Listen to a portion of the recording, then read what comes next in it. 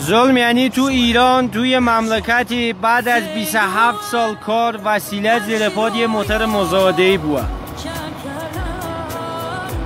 بیای با موتور مزاده‌ای واسی بغل دست تریلی حمل ماشین جوانیا عراقی. اینو همه دارن میرن عراق.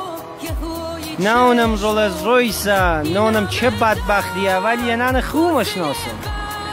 یه توییتر تاق 300 نیو فیس 2024 او جلویش هم موجود.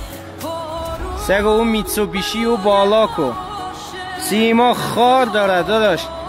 توی این مملکت که خاکش پوله، کش پوله، نفتش پوله، دست و هرچی مزنی پوله، باید جوان 27 ساله سوار یه بوه، جوان 18 ساله عراقی که حالم در اکنی خوشم نونه بشوره باید سه و دو سخترش بنیش پشته یا نه روش شتر سخاری هرده.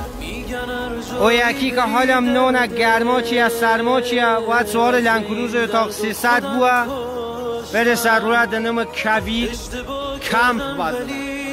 ولی ما بعد از 27 سال یه وسیله زیر پامه.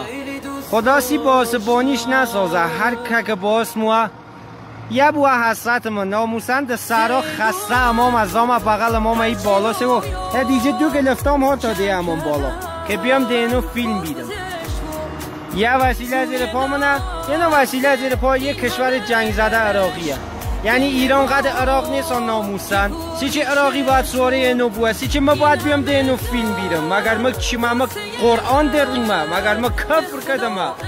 چونی که علا داری کلیپ نمونی داری حرفیامو گوش میداری مخنی دست خر روی خنسنت بدبخت وای حرفیامو باید بگیری نه باید بخنی. یره کاکر